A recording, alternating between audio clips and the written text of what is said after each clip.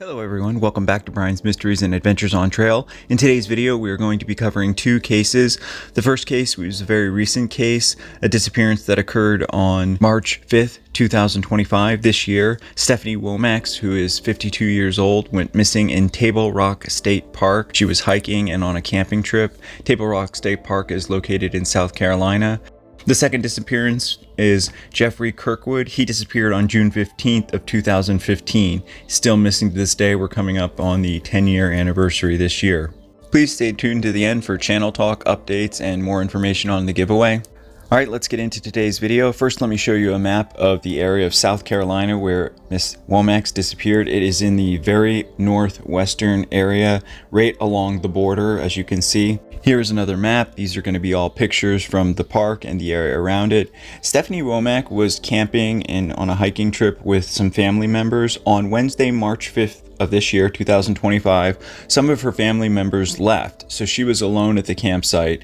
They left to go get some camping supplies.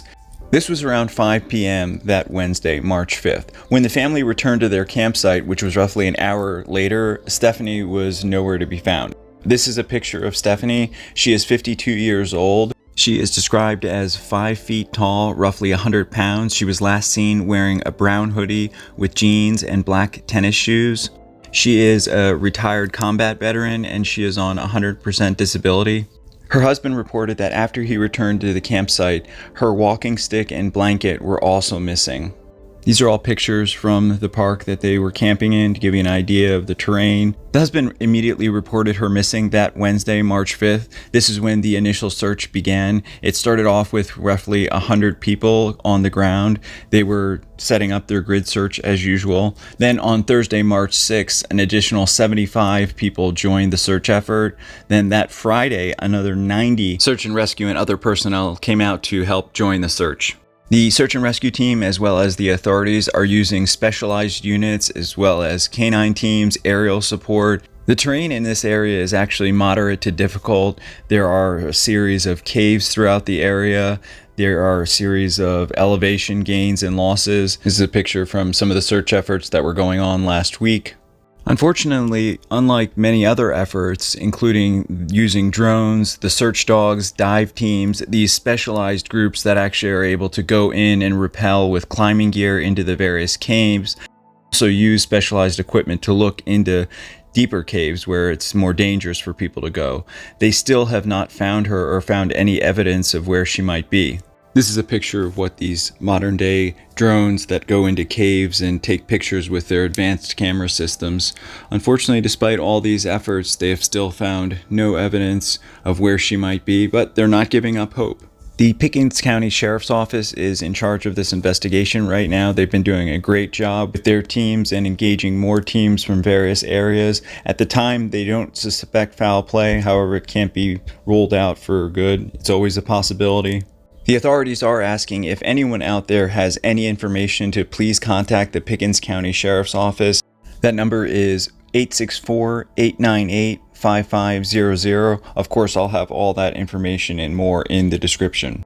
As time has gone on, more and more counties have gotten involved in the rescue efforts. Right now, the Pickens County Sheriff's Office, the Pickens County Emergency Services, the Anderson County Sheriff's Office, their emergency services, the Greenville County Sheriff's Office, the Greenville County Emergency Response Team, the Oconee County Sheriff's Office, the South Carolina Law Enforcement Division. These are just naming a few. There are literally dozens more involved in this search and rescue. They are planning a massive search this weekend for Stephanie if she is not found by then. Anyone that is interested in volunteering, I'll have more information in the description. I do want to warn you though, this is very serious terrain, and they are also asking that if people do come out that they have experience, they have the proper gear. This is also the time of the year where the weather becomes very unstable. It's warm one day, then storms move in, they get rain, gets colder at night. These are all factors that you always have to be aware of. The last thing they want is to lose somebody of their search and rescue team while searching for someone else. Here's a picture of some of the Spartanburg search and rescue team members who are also involved in this search. Please circulate this video with as many people as you can, especially if you live down in that area. If you want to get involved, I'll have more information in the description. A message from the family. They said that Stephanie is not only a mother, she's a mother of a law enforcement officer, she's a good friend, a sister, an all-around great person. We ask for anyone who is able to assist, please help us bringing her home. My thoughts and prayers go out to Stephanie, her family, all the dozens of search and rescue teams, the authorities, Pickens County Sheriff's Office, everyone who's working so hard to find her. My thoughts and prayers go out to everyone that's going out to look for her this weekend if she's not found by then, but hopefully she's found today. It's been roughly 2 weeks since Stephanie was last seen. It is very possible she's out there just hiding in a cave somewhere. Maybe she suffered a fall and is waiting for help. I hope and pray she is found safe soon, and thanks Stephanie for her service to this country, her family. I will continue to follow her case and bring you updates as they become available. Now we are heading all the way up to northwestern Nevada, all the way back to 2015. We are going to be discussing the disappearance of, at the time, 53-year-old Jeffrey Kirkwood. Jeffrey was last seen by a deputy who just happened to run into him on April 16th of that year. Jeffrey was camping and hiking in the Buena Vista Valley, which is near Fensmaker, Nevada. He had traveled all the way from his home in Arkansas for this trip. Jeffrey is described as roughly 5 foot 10 inches tall at the time, weighing 160 pounds, with a slight English accent. He has brown eyes with grayish, whitish hair. As I stated, he had come out to the Buena Vista Valley area to hike and camp. He had been there for several weeks. This is an area which is just east of the town of Lovelock. There is pretty much nothing around. This is pretty much the middle of nowhere. This is a map of if he were to walk from where he was to Lovelock. These are all pictures from in and around the area. As you can see, if you want to be in the middle of nowhere, it's pretty much a great place to go. And he wanted to go and get away from it all, get some fresh air, hike, camp. These are things he liked to do. This is a terrain map just to show you the area. It's mountainous, it's very desert-like. After that encounter with the deputy on April 16th of 2015, he wasn't really seen at all. Then a rancher or ranchers in the area, they saw Jeffrey and noticed that he seemed to be pretty far from his campsite, which he was for several days. They were herding their cattle, some herding some horses, and they had been in the area for several days. They noticed that his campsite was miles away from where he was sort of wandering around. This is a picture looking south from Fensmaker down to the area where he was camping. This is a picture if you were down south looking north to where he was camping. As you can see, it's just very rugged, very mountainous, very desert-like. Despite the unusual conditions, things seemed okay. That was until another rancher noticed that there was really bad weather moving in. They told deputies that they had not seen Jeffrey Kirkwood for roughly 3 days, which was unusual because the other times that they had been going through the area, they saw him all the time, even though he wasn't near his campsite. At this point, the deputy decided to call Kirkwood's wife because he knew that with this bad weather coming in, it was going to be seriously dangerous for anyone out there. Because out in these deserts, the ground is so dry, when they get a heavy rainfall, it creates washout conditions where it just floods everything and can come up so fast and there's just nowhere for you to go. I'll have some pictures up coming up, but when they talked to Jeffrey's wife, she had already filed a missing persons report with the Marion County Sheriff's Office in Arkansas. Jeffrey's wife was obviously very concerned about her husband. She also told the deputies that his family had had major medical issues since the time of his disappearance and asked if they could deliver a personal emergency message to him if they found him. This, coupled with the fact that the ranchers said they had not seen him for days, this bad weather moving in, they immediately sent out their volunteers from their search and rescue teams from Pershing, Churchill counties, Washoe. The original search included ground efforts. They did various aerial flyovers with the Pershing helicopters. The Nevada Civil Air Patrol got involved. I'm going to have more pictures of that coming up. Unfortunately, after the initial search efforts, the area saw huge amounts of rainfall. The weather also got a lot cooler. this presented a serious problems because even the canine units that they brought in were having an impossible time picking up Jeffrey's scent. This was very discouraging to all the search and rescue members, but of course they continued on their search. This is to give you an idea of what washout conditions look like in the desert. It just literally, like it sounds, just washes out everything. And if you're in that area and don't really know that it's coming, you can easily become trapped and drown.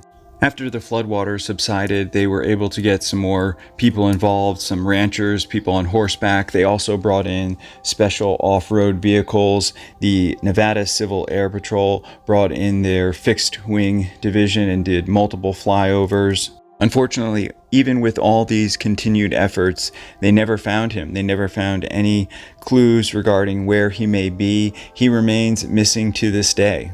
The really only confirmed information we have is that one meeting with the deputy on April 16th of 2015. Then the area ranchers reportedly saying that before May 15th, they would see Jeffrey Kirkwood coming and going from his campsite every 2 to 3 days.